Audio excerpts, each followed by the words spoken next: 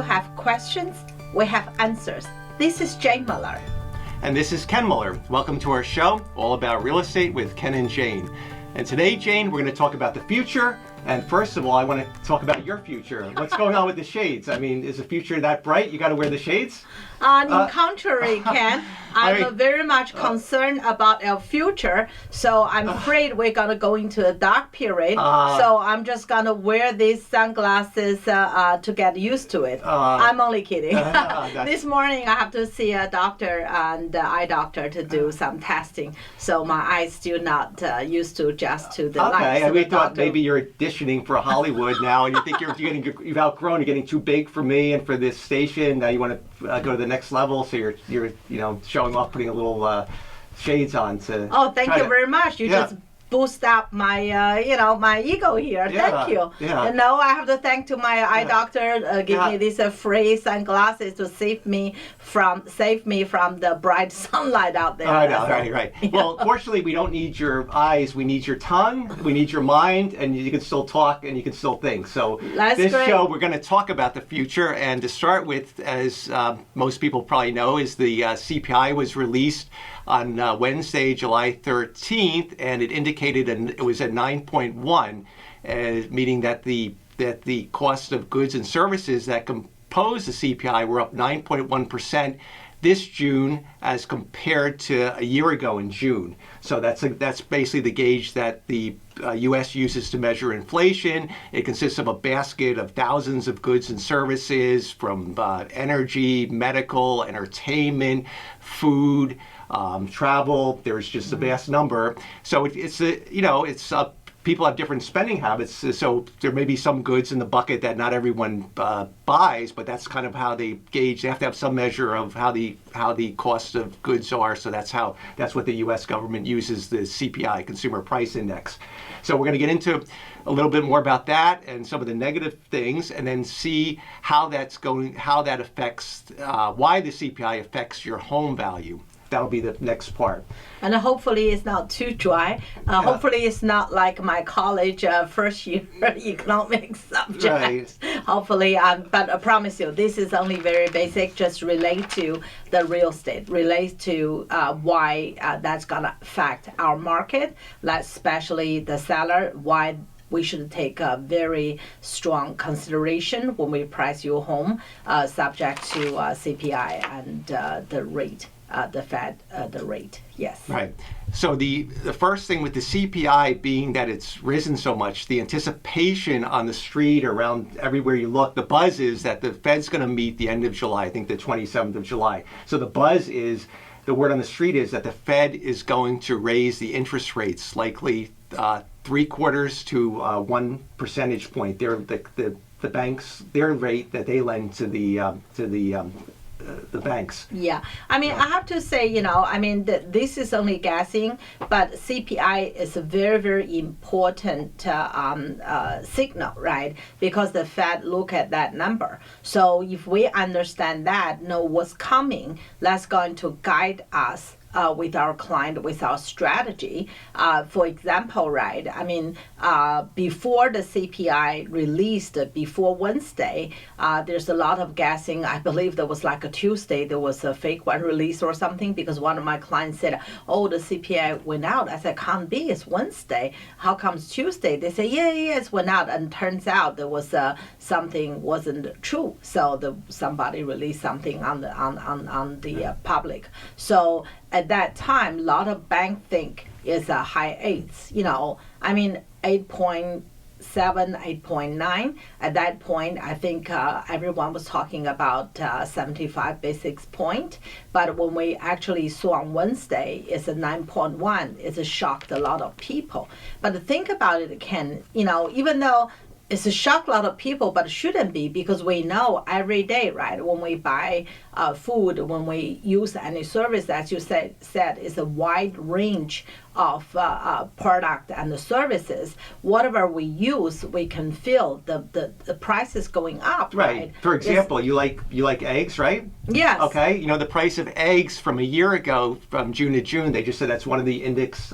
It went up 33%. Wow. And groceries in general went up 12% in the year time. Yeah. So, and as far as the real estate, right, the 2 years plus period, we see, at least in Central Jersey area, we look at pretty much about 35% rise in prices in average. Why I say average? Because if you bought on a high, regardless high market, low market, if you paid a ridiculous price that time, because you like it, so now your increase may be less than 35%.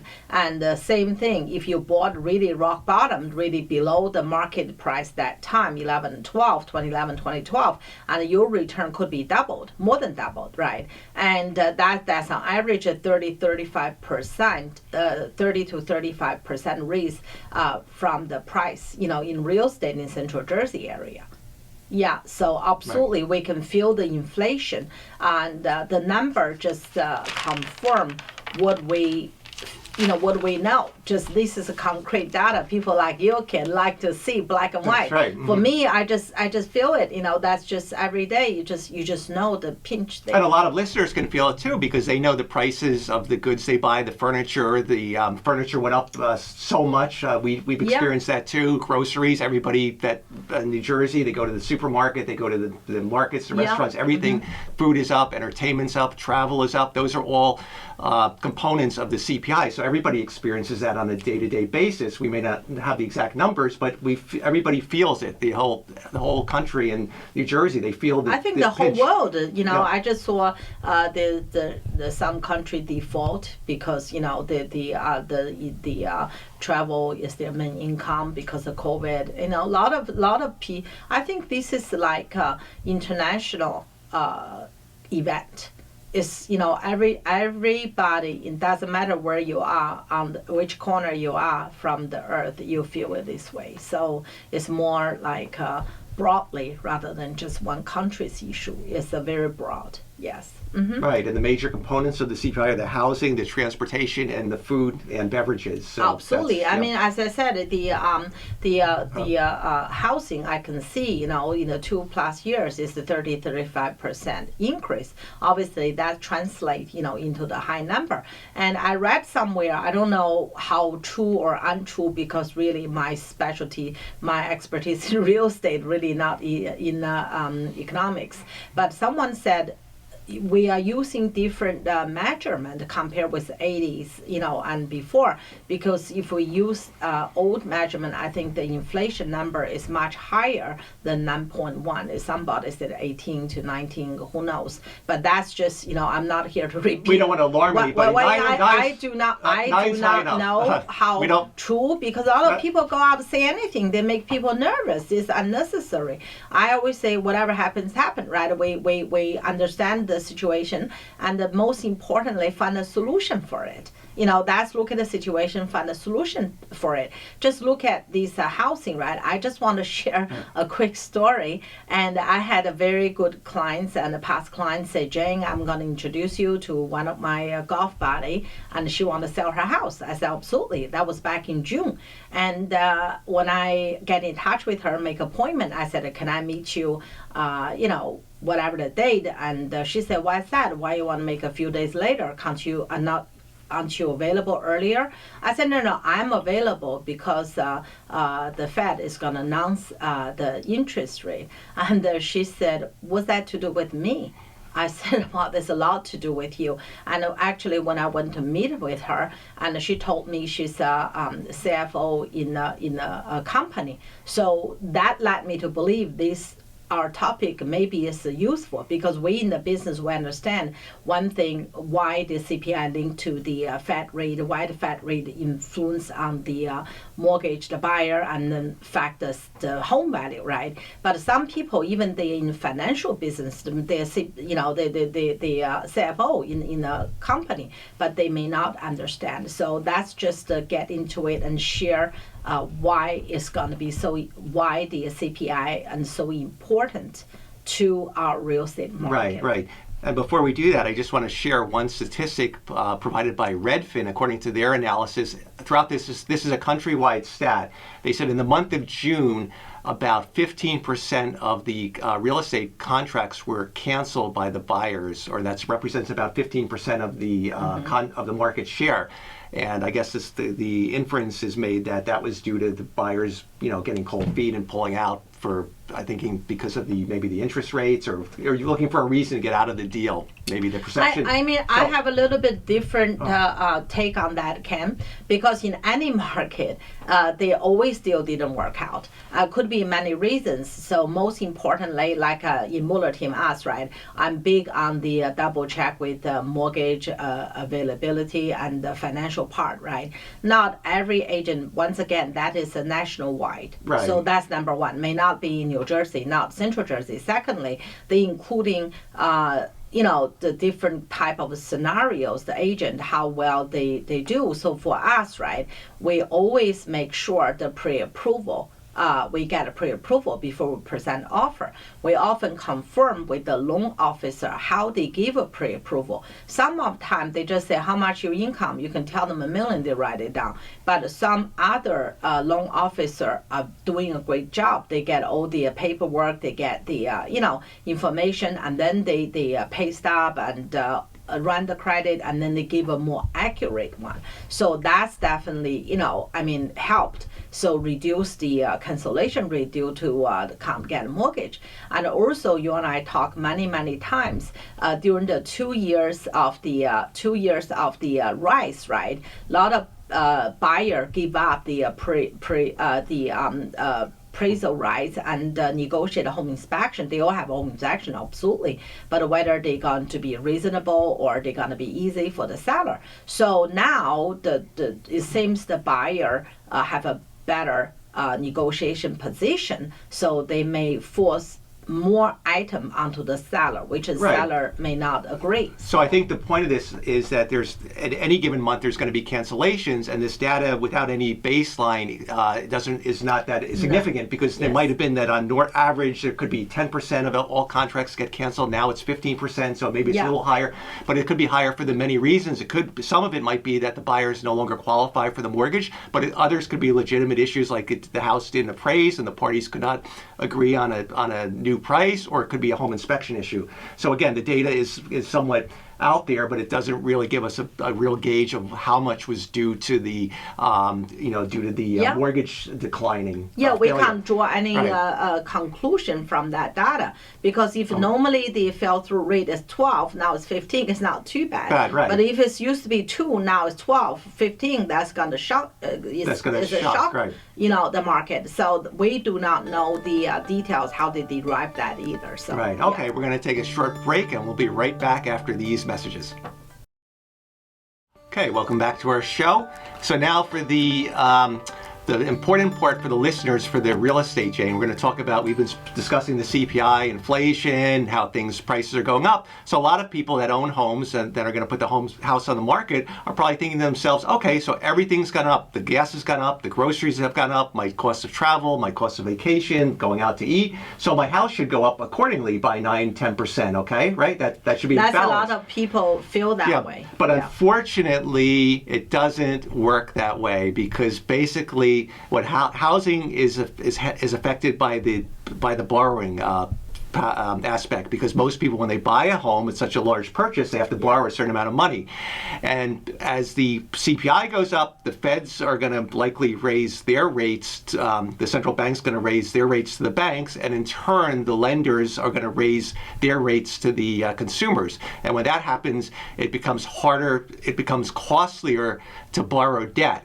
And so what that in effect does is you're going to reduce the buyer pool, and when you reduce the buyer pool, you hence reduce the demand for housing. And then if you go back to that old standard demand supply, as the demand goes down, the prices go down. So Yes. the demand is, so that's kind of in a nutshell, and it's complicated economically, but that's why the housing market is hurt in a downward way when the CPI and inflation rise. Unfortunately, it doesn't parallel the rise with inflation. It's not good for the economy because housing gets affected in a downward way. Absolutely. I can give an example, Ken. Maybe that's easier for the listener to Sure. To engage.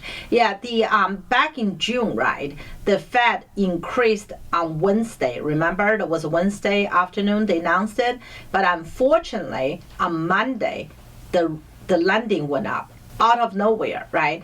I think the loan officer told me went up 11 o'clock, went up in the afternoon 3 o'clock again. So one day, twice. So before the Fed raised the interest rate, but the lender actually increased that day. Some lender, I had 2-3 loan officers I spoke to that day. They said rate jump up suddenly 1%. So I thought 1% in one day, you're crazy. So how that affect the seller and the buyer? For example, right, we accept a few offers that weekend, right? And Monday morning, and when in attorney review, used to be you wait till you finish attorney review. When both lawyers sign off, you become binding contract, and then you go to the lender, apply the mortgage. That's most cases, right? But recently, a lot of buyers just as soon as the seller signed, even before we start review, the lawyer hasn't sent the first letter yet. A lot of the smart buyers just shoot it off to the lender to lock in the rate, because you cannot lock in the rate unless you have signed the contract. You can't say, I'm going to buy a house, can I lock in the rate? Answer is no.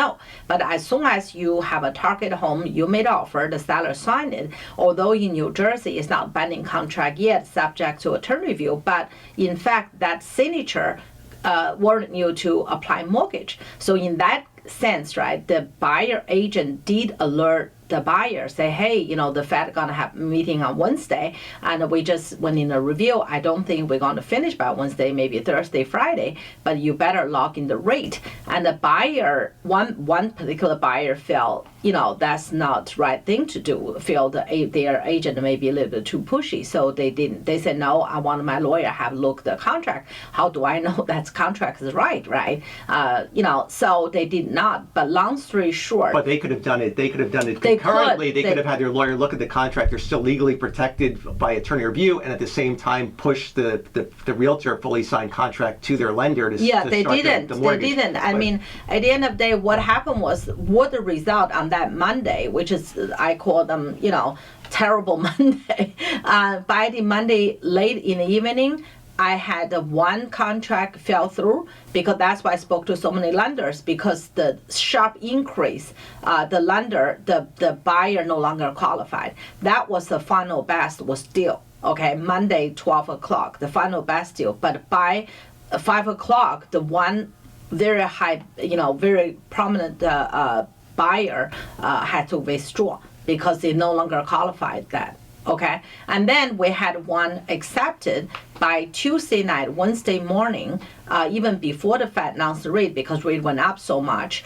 and one buyer decided to walk away because just got scared. Another buyer truly realized it is not, it's a very tight, so may not make it. So it's, that's the fact. What happened? What this time gonna do for us, right? How it gonna affect our life today is, the Fed got the meeting next week, and then the rate will go up. Say if the buyer qualified to buy 700,000 house after the 1% rate increase from the Fed, we don't know how much the lender gonna pass on. They could be more, they could be less. It really depends how they see the market, the inflation. It's very complicated matter for the background view, just for the listener and the real estate professionals. And we just know, right? And maybe more buyer no longer available, no longer qualified, or some buyer maybe afraid to move forward. Or they're going to drop to a lesser bracket. It could be they could drop 100,000. That was the other thing we covered on a prior show, is that if the rates go up, then the affordability of the homes, the buyer pool will shift from instead of looking at $800,000 homes, they might shift to anything below $700,000, depending, because their buying power gets reduced. Yeah, when they think about it, Ken, if they look at a 700,000 home, now they look at a 600,000 homes, right? I mean, obviously the size of the home, the amenity, the upgrade is not there. So that's why both these kind of thing is really stress out both seller right. So it's and the tricky buyer. because you don't know. Then you may lose. These are the unpredictable things, because you may lose certain buyers because they may say, you know what, I don't want to look at a lower bracket home because it doesn't suit my needs. Yeah. So they may just totally drop out of the search temporarily and come back, maybe wait it out and see how the rates go, how the inflation goes. Or you could get those buyers that are that really need the home and are willing to settle for less and get a home that needs some more upgrades and some fixer uppers, and they'll drop their criteria. I think from today's market, right, it's still good for both seller and the buyer. Why? Because look at the seller, right? Sure, truly, your home may not get, say, if you sell a house in August or September, if you're thinking about selling your home, right? And August, September, you're definitely not going to get as much as your neighbor got in January and February, but you're still enjoying the increase, right? Because market went up 35% in average. So even you sell lower, you didn't lose the whole thing. You just lose not as high as them, but you still have some. But I mean, that's from the seller perspective. For the buyer perspective, right? If you really need to buy a home, you need to be in the school or close to work or close to family. Now is a good time to negotiate, pick up some home. Otherwise, you may get multiple bid it out. But now is a good time to look at it. What's available while seller is more in the negotiable position. So I think this kind of a correction is good, because last 2.5 years and the buyers really frustrated, and so that's the seller. Why? The seller got nowhere to go. A lot of people want to move on with the next chapter of their life. Remember, we sold a luxury home right in East Brunswick. The buyer offered more than asking, more than accommodating, but at the end the seller decided not to sell. Right. Quite a few of the deals we did, because they couldn't find suitable housing to they relocate. got nowhere to go. So that's why they have to cancel, withdraw the listings. So that's very disappointed the buyer, disappointed the sellers. So in this case, going forward, I think that's going to help both parties, even though the number definitely may go lower. But on the other hand, it's still much higher than 3 years ago per se. Right? Yeah, that's right. That was my point. That the whole point is that during COVID, the housing prices rose so much. But now we're just going to return. The correction is not going to. You're not going to necessarily lose a tremendous amount. You're just going to go back to pre-COVID rise. It's not the bubble. It's not quite yet. It's still. You're still ahead of. You're still ahead of the game. If you compare to 2019 as compared to now. Yes, absolutely. Yeah. Right. Mm-hmm. Yeah. That's just cycle in any business, right? If we look at the past, right, every 10-15 years it's a cycle. It's every 10-15 years, and the price will go up, price will go down.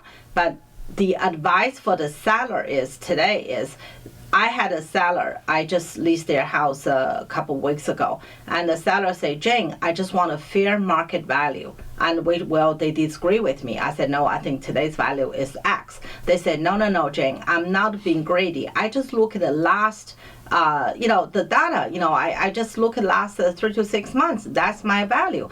The last house sold similar to my home, only had a 1-car garage, not as good, and they sold this number. So I want that number. But I try to explain, but sometimes it's harder for some seller to even they understand, right? Even you understand, that means you emotionally are ready to hear that. I said, do you know that buyer only paid 2.75% interest? Today they paying 6%. More than double. So that means the buyer only care about monthly payment. They either get a good price and high interest rate, or they get really great interest rate, higher price. But some seller somehow, very hard to accept that. So I just want to bring that attention to the sellers. If you're thinking about selling your home, it's not like, I don't want to give my house away for free. No, but 2 years, 2.5 years, the market went up so quick and so much. Now it's going to, come back to no more market soon, gradually. It's not like a job overnight, but gradually. Yeah. But it's still, with all this stuff going on with the CPI, it's still very interesting that as of up to last week, there's still a lot of activity out there for residential. Yes, there's still open houses are well attended, and you're still up to, like a week ago, you still get offers are still coming. So, you know what, at the end of the day, we spoke about this in prior shows, the interest rates at the mid-5s are still good comparatively if you do a 30-year analysis of the historical highs of up to 18%. So it's still not bad. And if my first house was 13. Yeah.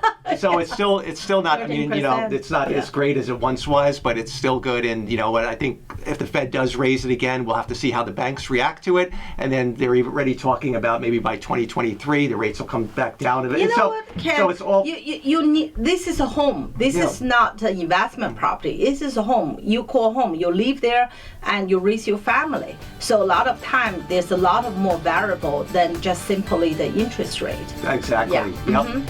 Well said. So, all right, we're out of time. We'll see everyone next week. Have a great rest of your week. Thank you.